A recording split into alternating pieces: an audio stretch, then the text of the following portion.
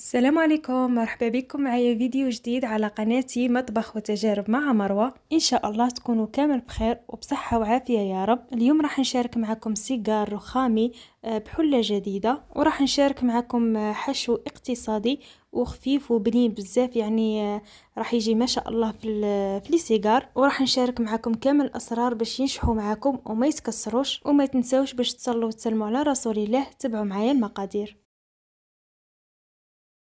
راح نحتاجو 250 غرام من الزبدة، لازم تكون بدرجة حرارة المطبخ، مع رشة نتاع ملح، وكأس إلا ربع من السكر خشن أو سكر كريستاليزي، وحبة بيض زائد صفار. وكما راكم تلاحظوا درت سكر خشن، راح يعاونكم بزاف في السيجار باش ما يتكسروش. كما تعرفوا لي سيجار يجوا بزاف حساسين. تقدروا ديروا ربع كاس سكر كلاصي وربع كاس من السكر كريستاليزي. اذا خفتوا منه ما تخافوش، يعني النتيجه راح تكون ناجحه وما غاديش يجيكم يابس، ولا لانه كاع الكاطو اللي فيه الزبده وفيه صفار البيض ما غاديش يجي يابس. ومن بعد راح نضيف 2 مغارف كبار من الزيت وملعقه صغيره من فانيلا، ولازم تخلطوا مليح هكا باش السكر يذوب لكم بالخف. ومن بعد راح نضيف الفرينه تدريجيا، راح نضيف 2 كيسان ونخلطهم مع بعض، ومن بعد راح نشوفوا شحال راح تدي لينا.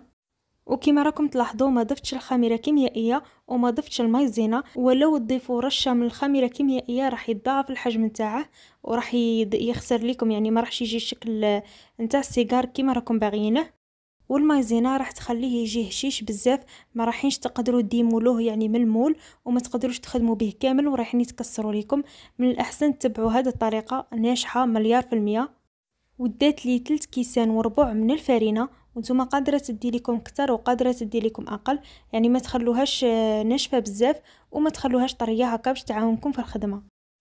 ومن بعد راح نغلفها في ساشي ولا في كيس غذائي هكا باش ما تنشف ليناش.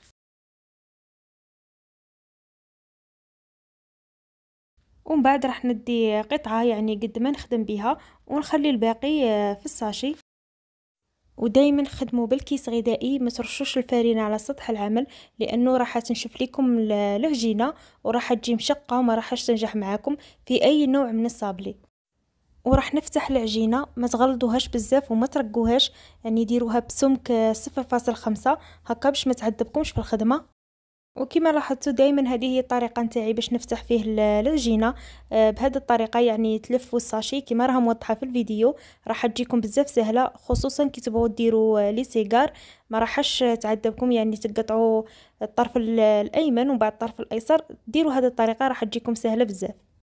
وعندي نوعين من هاد ليمول نتاع السيجار، كاين نوع نتاع اينوكس يعني جاي كامل مدور، والنوع الثاني فيه هذيك الفتحه، يعني من المستحسن تخدموا بالنوع اللي يكون كامل مدور، ما راحش تتكسر معاكم، يعني الاحتماليه باش تتكسر تكون قليله بزاف. ولكن النوع الاخر يعني جاي صعيب شويه في خدمته.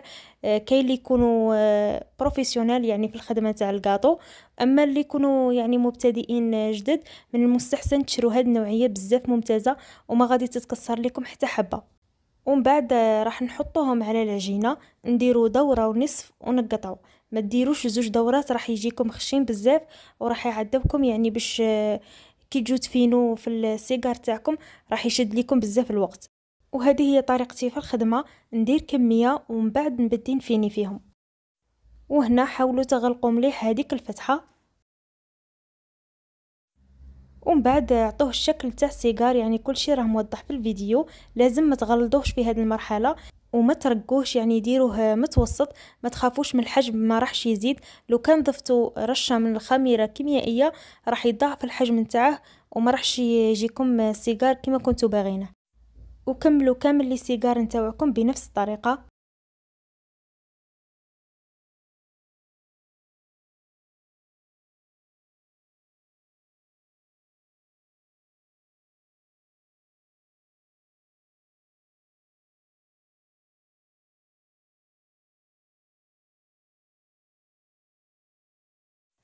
ومن بعد ما كملت كامل الكميه اللي عندي نكون ديجا غطيتهم بصاشي هكا باش ما يتشكل لكمش قشره، ونديرهم في مول اللي يدخل الفور ونطيبهم من التحت، ومن بعد يدو تحميره خفيفه من الفوق. وما غاديش يطولوا بزاف في الطياب، لازم تقابلوهم كما تعرفوا الصابلي بالخف يطيب.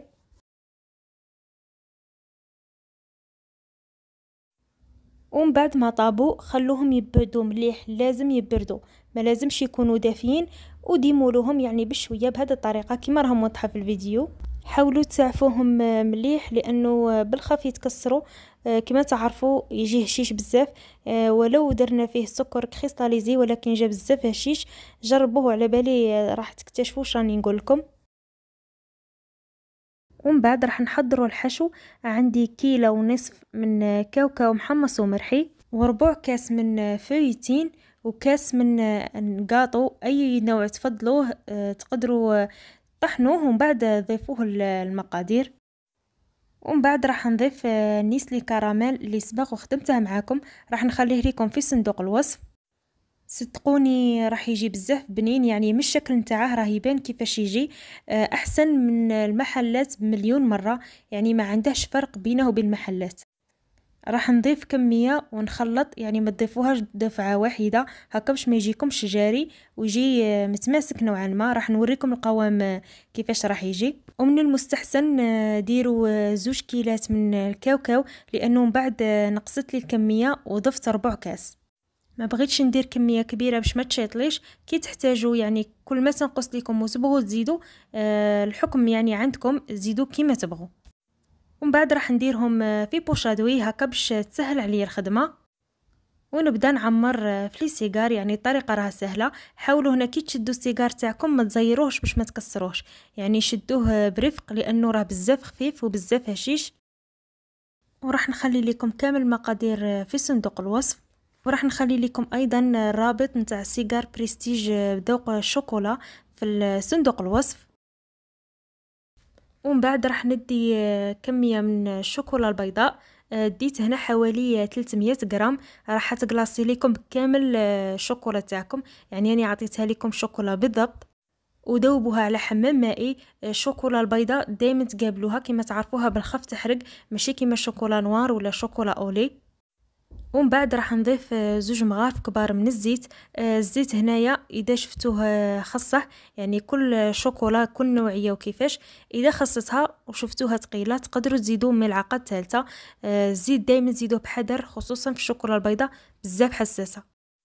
راح نقلاصي السيجار بهذه الطريقه.